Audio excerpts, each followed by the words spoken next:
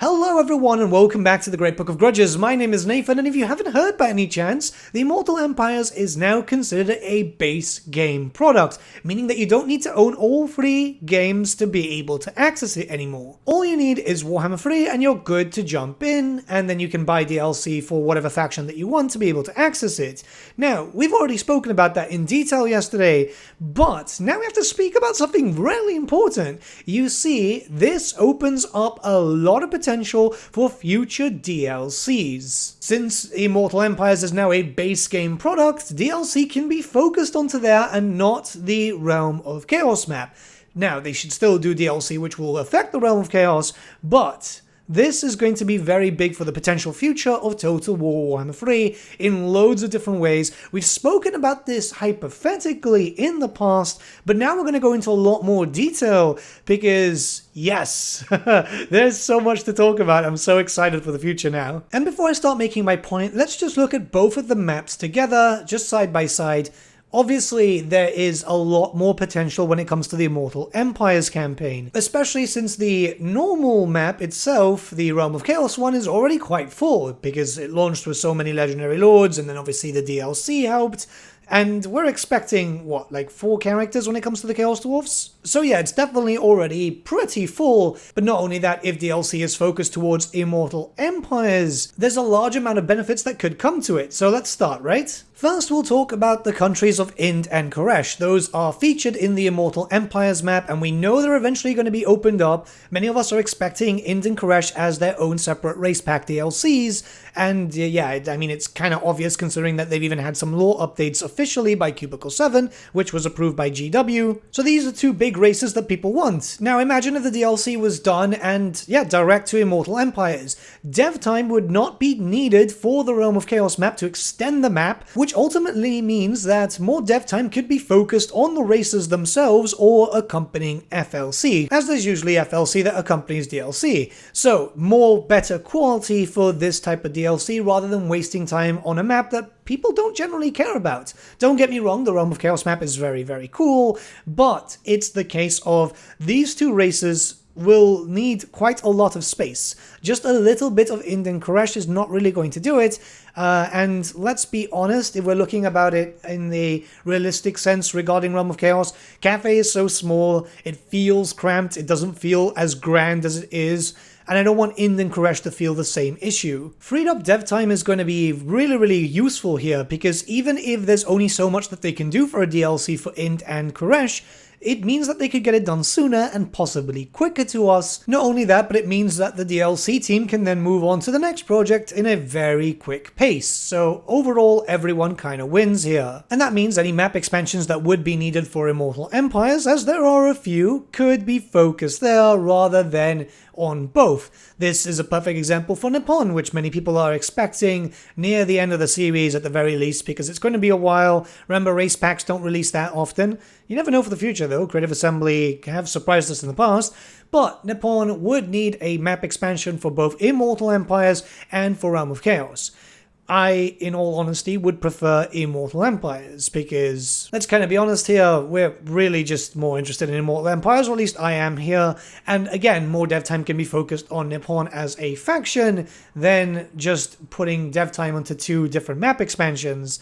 It's also the case of, I know a lot of people are going to be saying for Ind, Koresh, and Nippon that the story would be lost because the Realm of Chaos is the narrative map, but no, think about it this way. If you play the Rise of the Tomb Kings or even the Vampire Coast DLC in Warhammer 2, even in Mortal Empires, you still get the narrative. It's just the narrative for them is done in a smaller way, so it's not as in your face. The same could be said for different races and factions which have their own identity or getting more of their own identity in most recent times through new lore and just do not feature in the Realm of Chaos map. This could of course be, you know, the Amazons as a sub-race to the Lizardmen. You've got the Southern Realms, Talia Estalia, the Border Princes, and Araby, all these nations which I'm hoping will get their own official armies in the future, not just as a Dogs of War book, but actually as a, you know, proper thing, because there is reason to believe that for Warhammer the Old World at the very least. So if that's the case, DLC could work well as Immortal Empires exclusive DLC. There's no barrier to entry anymore. Now, before we continue, I just want to make it perfectly clear that I don't believe that the Realm of Chaos should be abandoned fully. I think that DLC should still be added there where appropriate. So if we eventually get the Norse Dwarves, for example, yes, they should also be in the Realm of Chaos map. If we get Lord Packs, you know, or anything that does fit with the Realm of Chaos map that doesn't need a lot of dev time to expand the map, all the coding around that and so on, yeah, sure, go for it. Or at the very least, minor expansions. As you are aware, we have seen a map expansion already to the left-hand side when the Champions of Chaos was released. This was adding in a little bit of Bretonnia, just a tiny little bit, but, you know, it added in a little bit. However, God knows how long that actually took, but the idea is put the main map expansions on the main map, do everything else on the smaller map if it fits. And now if we move on to Lord Packs, this is where we can get a bit of a healthy mix, where some will be directly just for Immortal Empires, and others could be mixed up with both Immortal Empires and also with the Realm of Chaos map. You know, just where things are appropriate. Because there's one thing which is kind of weird to me when it comes to DLC Lord Packs, is that sometimes the theming is a bit odd, but not only that, but the placement of characters is a bit odd. We see that, and it's fine that they mix it around. I actually think it's very important that they mix it around, especially as, you know, race diversity. So that means that you've got high elves pretty much everywhere, or dark elves everywhere. This means that if you like playing those races, you can play them over and over again, but in different start positions. But since the Realm of Chaos map is so small in terms of different biomes and so on, a lot of characters just feel completely out of place if they're placed there for the hell of it. This is kind of something that we've seen already when it came to Warhammer 2, and Warhammer 3 Immortal Empires really fixed it up, you know, putting Oxyotl down in the Southern Chaos Waste. He's very, very far away from Taurox, who is supposed to be fighting against, but it just kind of makes sense. And it's a really fun thematic campaign that just really goes with his lore, especially fighting Kairos at the very beginning too. It's just great. One of my most enjoyable campaigns, even though the Lizardmen are just not in a great place. I mean, let's look at the Realm of Chaos map right now, right? And there's a few examples that we can very much expect. So, say if we get a Lizardmen DLC, they'd have to be shoehorned into the Isle of Dragons, mostly because that's the only place where it makes sense. Now, clearly, they could be anywhere. Let's use an example as Tetueco, right? Because that's a character that I kind of want. We don't know if that will actually be the character, though. But yeah, Tetueco fighting demons, kind of possible. Maybe acting as a herald, helping up another race, but just really out of place. There wouldn't really be that many minor factions in that area too, so you would feel kind of alone. Same thing if we get a High Elf DLC, there's no real ports for the High Elves, so yeah, they could essentially start in Grand Cafe, but Grand Cafe is super cramped, this is the thing, and we are expecting Aisling in the future, like really expecting him. I honestly think that he'll be one of the DLCs that we'll likely see this year or next. But yeah, no theme placing, no place for minor factions of that race. You can already see what I mean. However, when you look at this map, there are loads of DLC possibilities anyway, right? So, Neferata versus anyone, really. I just want Neferata in game, but she would start in the area of the Darklands, as that's an area where it's a known start position for her. Norska, a Norska DLC is desperately needed. The only problem is that even in Realm of Chaos, Norska is already a little cramped, because you've got Daniel there and you've got Village there, so already things are a bit...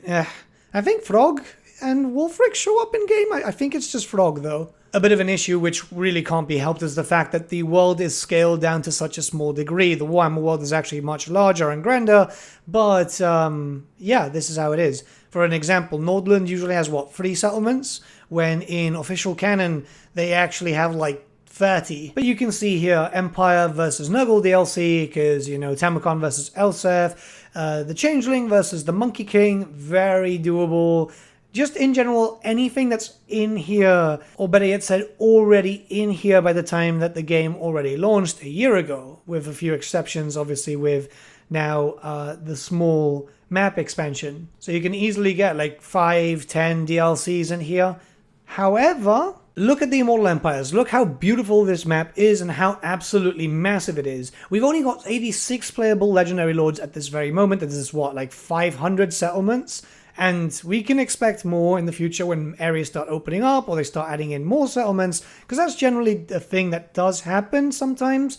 So, DLC here potential is just massive. I can already say, like, say for example, a fan matchup that many people have asked for is Aisling versus T'Challa, High Elves versus Slaanesh. Very, very cool. Well, we do have some High Elf islands which are pretty uninhabited at the moment, which would be kind of a good way to start, and T'Challa could start pretty much anywhere. She could start in Koresh because she's kind of snake style, and it just makes sense, plus the fact is that we know those areas will eventually open up, likely before DLC even comes for them. Originally, when I speculated about that, I thought Southern Chaos Waste, but it's already kind of cramped up as it is. It's not a very large area, unless that area does get expanded upon. But yeah, already something pretty interesting. And I'm looking at places in a lore-centric point of view, and I can see a lot of places where certain characters could end up showing up. It is honestly much easier to look at this map than say the Realm of Chaos and go, yeah, Lord Pack featuring this character and that character could be here, and then this one would be there. It's that simple. We're not going to go over possible characters and stuff because it's a little bit harder to think of what characters Creative Assembly might bring in when compared to races, obviously. But I think I make my point across here. You know, the fact is the Immortal Empires map being released as a base game thing, after a lot of people have been asking for it, this will now start to open up for a lot of DLC potential. Not only is it just better for possible profits for CA, because now obviously accessibility does lead to good favor, which leads to more sales, but now they can do DLC packs that they possibly could not have been able to do when they were just tied officially to the Realm of Chaos. All in all, I'm saying that I have a lot of hope for the series now. It's been a lot of ups and downs. The game released in a bad state. They promised more things, but nothing really came to it until we eventually got Immortal Empires. That in itself was released in a weird state. But this could potentially do better, right? Not only have we been getting a lot of patches, which have been fixing stuff. Yes, 2.4 wasn't really great, but yeah, these things do happen. We do get a lot of patches. Now we've got accessibility for the game, potential for DLC that isn't supposed to be just attached to a map that literally nobody cares about. Well, that's not fair. I know some people do like it, but you know what I mean. This could be what we need, right? We're getting hopefully 3 DLCs this year, maybe 3 next year, hopefully 4.